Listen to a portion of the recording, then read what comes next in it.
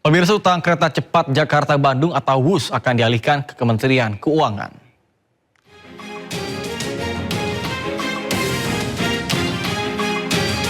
Purbaya memastikan penyelesaian utang WUS tidak akan membebani anggaran pendapatan belanja negara atau APBN. Pengelolaan utang akan ditarik ke Kemenq dan dikelola secara Special Mission Vehicle atau SMV milik Kemenq. Purbaya juga menjelaskan kepemilikan PT Kereta Cepat Indonesia Cina atau KCIC nantinya tidak lagi berada di bawah PT Kereta Api Indonesia, melainkan dialihkan di bawah koordinasi Kementerian Keuangan. Dialihkan Kemenq dikelola saya semuanya KCIC itu, tapi nanti akan kita pakai salah satu tangan BUMN SMV fiskal kita untuk mengelola itu. Kita kan punya banyak juga, ada SMV, ada ini, ada lain-lain. Jadi nggak langsung jadi tanggung jawab APBN. Jadi walaupun oleh pemerintah tidak akan membebani APBN. Kepemilikannya KCIC nanti di mana Pak? Berarti bukan di bawah KAI lagi? Bukan. Pak, berarti nanti... Pemirsa, cegah keracunan, Badan Gizi Nasional meminta para siswa tidak membawa pulang makanan dari program makan bergizi gratis. Kepala BGN Sudaryono mengingatkan bahwa makanan dalam program MBG dibuat tanpa bahan pengawet. Sehingga dikhawatirkan jika membawa makanan tersebut kemudian baru dikonsumsi beberapa jam kemudian, kondisi makanan sudah tidak layak. Terkait dengan hal tersebut, BGN akan perketat prosedur distribusi makanan dan juga meminta guru mengedukasi siswa agar tidak membawa pulang MBG. Mulai selesai masak sampai dengan makan itu ya benar, tapi kemudian dia bungkus, dibawa pulang, dan dikonsumsi bersama keluarga yang lain. Sehingga yang keracunan bukan hanya siswanya, tapi termasuk anggota keluarga yang mengkonsumsi makanan itu. Nah ini bagian dari PR kami, bagaimana mengedukasi ya.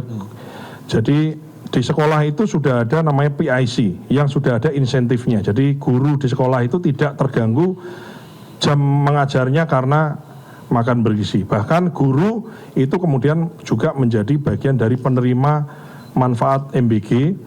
Dalam tujuannya adalah untuk mengedukasi siswa-siswanya, mencegah tadi itu, jangan yang ini jangan dibawa pulang, yang ini gitu. Jadi kita ke depan ini kita berusaha untuk bagaimana fungsi-fungsi edukasi ini betul-betul secara konsekuen itu kita terapkan.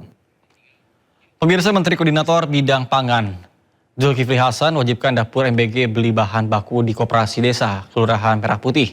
Zulkifli Hasan pun menekankan instruksi Presiden Prabowo agar program MBG bukan hanya meningkatkan kualitas gizi masyarakat, tapi juga menjadi penggerak ekonomi daerah.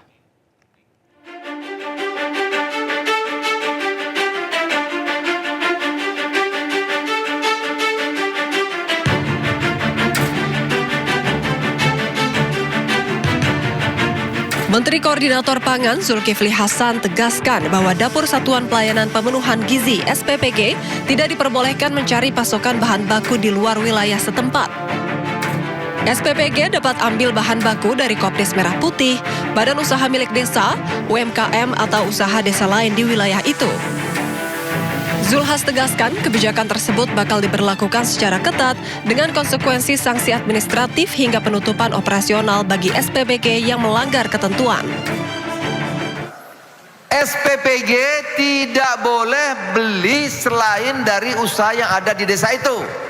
Kalau dia melanggar bisa SP1, SP2, SP3 bisa ditutup. Jadi SPPG harus beli dari Kopdes, Bumdes, atau usaha desa itu usaha lainnya tetapi dari desa yang bersangkutan. Menurut Zulhas, keberadaan Kopdes Merah Putih diklaim sebagai pilar infrastruktur ekonomi kerakyatan.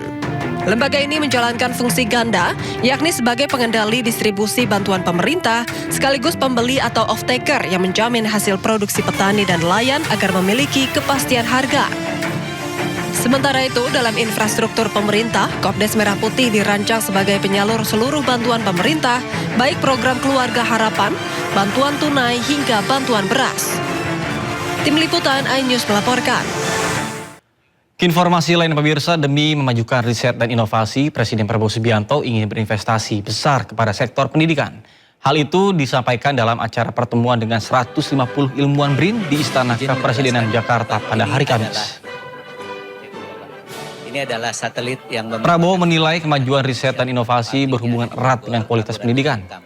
Terkait dengan hal tersebut, Prabowo ungkap sejumlah langkah tengah disiapkan pemerintah, mulai dari perbaiki kondisi fisik sekolah hingga membangun sekolah-sekolah unggulan bagi peserta didik berprestasi. Rencananya sekolah unggulan tersebut akan menerapkan kurikulum internasional Baccalaureate agar lulusannya bisa menjadi standar pendidikan setara dengan institusi terbaik di dunia. Air bisa menjangkau pulau-pulau terpencil.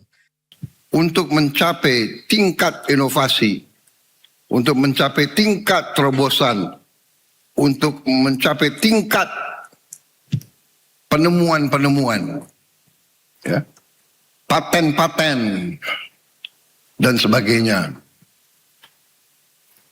Itu dasarnya pendidikan. Dan inilah saya ingin investasi cukup besar di bidang pendidikan untuk generasi penerus kita. Saya ingin perbaiki semua sekolah, dari fisik, kita juga membangun sekolah-sekolah unggulan untuk anak-anak terpinter, bisa kita seleksi, nanti dia kejar universitas-universitas terbaik di dunia.